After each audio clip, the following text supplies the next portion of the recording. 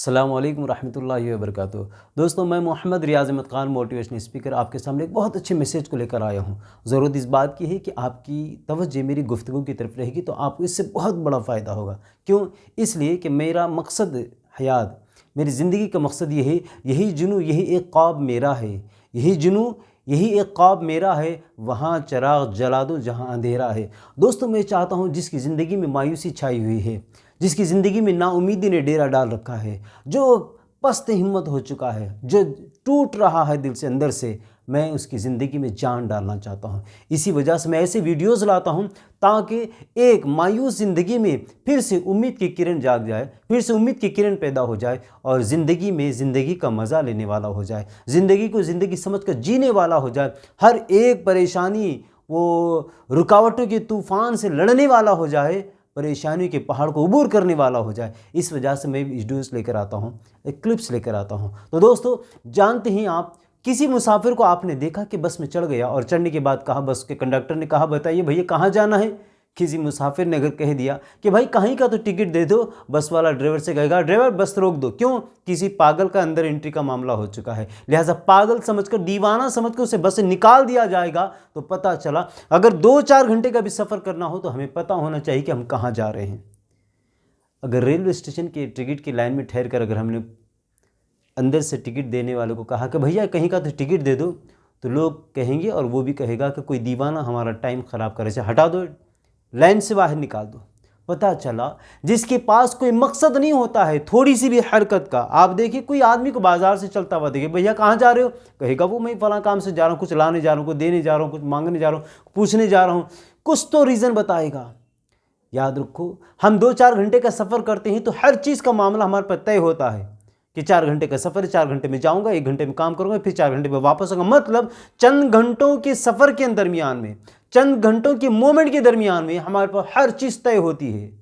लेकिन दोस्तों, हमारे ही दरमियान में कुछ लोग ऐसे होते हैं, सारी ज़िंदगी गुजर रही होती है लेकिन ज़िंदगी का कोई मकसद नहीं होता है।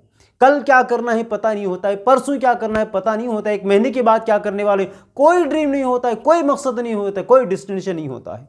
तो बताओ, ये कौन लोग होते हैं? ये वही लोग होते हैं जो ज़िंदगी को बोझ समझकर जी रहे हैं, अपने आप को ज़माने के हवाले कर चुके हैं, जो जिधर से धक्का मारेगा चलते रहेंगे, कोई उधर से धक्का मारे चलते। अपनी ज़िंदगी का कोई मकसद नहीं होता है। लेकिन याद रखो, जो अपनी ज़िंदगी का मकसद बनाते हैं वो ज़माने में सितारों की तरह हमेशा चमकते रहते हैं। लेकिन जिसकी ज़िंदगी का कोई मकसद नहीं होता है वो हमेशा पैरों तले रोंदे जाते हैं, खुंदले जाते हैं। मैं आपको बताता हूँ कि दुनिया में जितने लोगों ने अपनी ज़िंदगी का मकसद बनाया है वो लोग कहाँ पहुँचे हैं। दोस्तों, 1946 की बात है, तकरीबन 70 साल पहले की बात है। एक मॉन्टी रॉबर्ट नामी बच्चा अमेरिका में स्कूल में पढ़ता था। उसकी फैमिली बहुत गरीब थी। उसके वालिद साहब घोड़ों के अस्तबल में काम करते थे। बड़े बड़े रईस घरों के घोड़ों को लाकर छोड़ा जाता था, वो घोड़ों की मालिश करना, उन्हें पानी नहलाना, उन्हें चारा डालना, उनको सिखाना, उन्हीं के अस्तबल में रहना करना, जो कुछ मिलता था उससे अपनी घर ज़िंदगी चलाते थे। और उन्हीं का बेटा था मॉन्टी रॉबर्ट, जो अपने बाप के साथ थोड़ी थोड़ी हेल्प करता था, अस्तबल में आता वो भी काम करता था, लेकिन एक स्कूल में पढ़ता था। एक दिन स्कूल में एक बहुत बड़ा सेलिब्रेशन होने जा रहा था। स्कूल टीचर ने, क्लास टीचर ने कहा, सारे बच्चों को बुलाकर कहा कि देखो, हम तुम्हें एक असाइनमेंट दे रहे हैं, फ्यूचर ड्रीम्स तुम्हें बताना होगा, सबका अपना अपना लिख कर लाना होगा। सबको बताया गया कि तुम क्या करने वाले हो, फ्यूचर ड्रीम्स तुम्हारे एक असाइनमेंट के तौर पे दिया जा रहा है, लिख कर लाएं। सारे बच्चे चले। मॉन्टी रॉबर्ट भी उस वक्त 10 साल का बच्चा, छोटा सा बच्चा, अपने घर आया। जब दूसरे दिन पहुंचा तो 7 सफ़े का, यानी 7 पेजेस का पूरा ड्रीम, पूरा राइटिंग में लाकर उसने दे दिया। टीचर देखकर परेशान हो गई, या ये घोड़ों को संभालने वाले, अस्तबल में काम करने वाले के बेटे का ड्रीम इतना बड़ा। टीचर ने कुछ नहीं कहा, बस इतना कहा कि रॉबर्ट, जब तुम क्लास से जाने लगो ना तो जाते वक्त जरा मुझसे मिलकर जाना। स्कूल छूटा बच्चा मॉन्टी रॉबर्ट। टीचर ने कहा कि मैडम आपने मुझे बुलाया था। तो कहा, ये तुम्हारा जो असाइनमेंट जो तुम्हें दिया गया है ये फेल हो चुका है। उस पर रेड पेन से फेल, F लिख दिया और बच्चे के हाथ में थमा दिया मॉन्टी रॉबर्ट, और कहा कि ये बिल्कुल फेल हो चुका है। मॉन्टी, क्या हम तुम्हें नहीं जानते हैं? हम तुम्हें जानते हैं, तुम्हारी फैमिली को, तुम्हारे बैकग्राउंड को सब जानते हैं। क्या तुम इतना बड़ा ड्रीम पा सकोगे?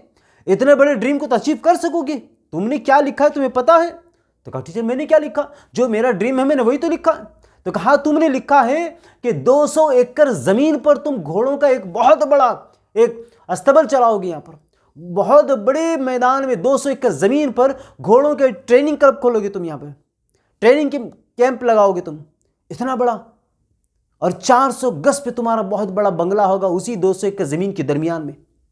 और तुमने 200 एकड़ जमीन का पूरा पूरा पूरा नक्शा खींचा कि कहां पे घोड़ों को दौड़ाया जाएगा, कहां पे घोड़ों को नहलाया जाएगा, घोड़े कहां से एंटर होंगे, घोड़े कहां से बाहर निकलेंगे, खरीदो फरोख्त वाले घोड़ों को कहां ठहराया जाएगा, कहां उनकी नुमाइश की जाएगी, सब कुछ तुमने बिल्कुल सही सही स्तर पे लिख दिया। मगर समझे भी हो तुमने क्या लिखा? कहा टीचर मेरा तो यही ड्रीम है। तो टीचर ने हमदर्दी से सर पे हाथ फिराते हुए कहा कि बेटे इसे ले जाओ और दूसरा ड्रीम बना कर लो, ये तो फेल हो चुका है। वो मॉन्टी रॉबर्ट वो लेकर आया, अपने पिताजी को गया, कहा बाबा मैंने ये अपना असाइनमेंट मुझे टीचर से मिला था तो मैंने अपना ड्रीम ये बनाया। टीचर कहते हैं कि ये मैं नहीं कर पाऊंगा, मैं अपने ड्रीम को अचीव नहीं कर पाऊंगा, इसलिए वो कहते हैं कि मैं दूसरा लिख कर लाऊं। क्या ये दुरुस्त होगा? उस जमाने के वालिदैन भी बच्चों के अंदर ड्रीम कैसे पैदा करते थे, जीने की उमंग कैसे पैदा करते थे। उनके वालिद ने कहा कि बेटे जिंदगी तुम्हारी है, ड्रीम तुम्हारा है, पाना तुम्हारा मामला है, ये तुम्हारे अंदर सख्त एबिलिटी के ऊपर डिपेंड करता है। तुम चाहो तो बदल दो, तुम चाहो तो इसे रखो। एक हफ्ते तक मॉन्टी रॉबर्ट सोचते रहे। एक हफ्ते के बाद टीचर से लाकर कहा कि टीचर मैंने अपना असाइनमेंट लाया है। जब टीचर ने देखा तो बड़े जलाल में आ गए, कहा कि मॉन्टी रॉबर्ट तुम क्या हमसे मजाक करते हो? ये तो वही है, इसमें एक लफ्ज भी चेंज नहीं हुआ है। तो मॉन्टी रॉबर्ट ने कहा teacher you keep your fail, I will keep my dream, I will not change my dream only for some numbers. उसके बाद दोस्तों दुनिया की आंखों ने देखा कि आज भी अगर आप इंटरनेट पे मारते हैं Monty Robert horse trainer, international level का बहुत बड़ा हॉर्स ट्रेनर बन गया है मॉन्टी रॉबर्ट। और जो ड्रीम 10 साल की उम्र में उसने लिखा था, आज वो अमेरिका की सरजमीन पर 200 एकड़ जमीन पर घोड़ों की ट्रेनिंग कैंप उसने बनाया हुआ है। और जानते हो दुनिया के बड़े बड़े मुल्कों के प्रेसिडेंट के घोड़ों को वहां पे ट्रेनिंग के लिए भेजा जाता है। इतना ही नहीं, उसने घोड़ों की एक लैंग्वेज को इजाद किया है, घोड़ों की बोली को उसने इजाद किया है। घोड़ों की बोली को समझता है और बोलता है। तो पता चला जो अपने ड्रीम को स्ट्रांगली बिल्ड करता है वही अपने ड्रीम को अचीव कर सकता है। हम तो ख्वाब देखने से डरते हैं, इतना बड़ा खबर है, मैं तो नहीं। अरे देने वाला अल्लाह है, मांगने में तुझे किस बात की शर्म है? जब भी किसी से कुछ मांगा जाता है सामने वाले का गिराफ देखकर मांगा जाता है। किसी को 100 रुपये मांग दिए तो पता चला 100 रुपये देने की हैसियत इसलिए तो 100 रुपये मांगा गया है। हमारा बच्चा हमसे 10 रुपये अगर मांगता होगा घर में तो बच्चे को पता है कि पिताजी हमारे 10 रुपये ही दे सकते हैं, उससे ज्यादा नहीं देंगे। जब भी किसी से कुछ मांगा जाता है उसका ग्राफ देकर मांगा जाता है। देने वाला अल्लाह है और मांगने वाला इतना सोच सोच के डर डर के मांगता है। अरे मांग, हमारी जुस्तजू हमारी कोशिश सही ढंग से चलेगी तो रब भी हम पर मेहरबान होकर अता फरमा देगा। लेकिन हमारी ज़िंदगी में ना कोई मकसद होता है, न कोई ख्वाब होता है, न कोई डेस्टिनेशन होता है। जानते हो मॉन्टी रॉबर्ट ने जो घर बनाया है 200 एकड़ ज़मीन के दरमियान में 400 गज़ का, उस 400 गज़ के घर में बहुत बड़े बंगले में उसका जो ड्राइंग रूम है, ड्राइंग रूम के अंदर एक बेहतरीन कांच का फ्रेम है और फ्रेम के अंदर वही फेल जो टीचर ने F मार कर लिख दिया था कि ये तुम्हारा ड्रीम कामयाब नहीं बल्कि फेल है, उसी को फ्रेम बनाकर लगाया है। हर आने जाने वाले को वो बताता है कि देखो मैंने 10 साल की उम्र में मैंने अपना ड्रीम बनाया था और उसको चेस करते यहां तक आया, जिसे टीचर ने फेल लिख दिया था मैंने उसे सक्सेस बना दिया है। क्यों? जिसका ख्वाब जितना मजबूत होता है ना उतनी मजबूती से आगे जाता है। दोस्तों कामयाबी बाद में मिलेगी लेकिन कामयाबी का ख्वाब तुम्हें पहले देखना होगा। कामयाबी का ख्वाब सपना तुम्हें पहले देखना होगा। जिसकी जिंदगी में कोई उमंग नहीं, जिसकी जिंदगी में कोई ड्रीम नहीं, जिसकी जिंदगी का कोई मकसद नहीं, वो इंसान होकर भी जिंदा लाश की तरह होता है।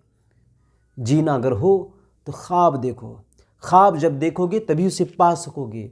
ख्वाब देखे बिना कुछ पा नहीं पाओगे आप।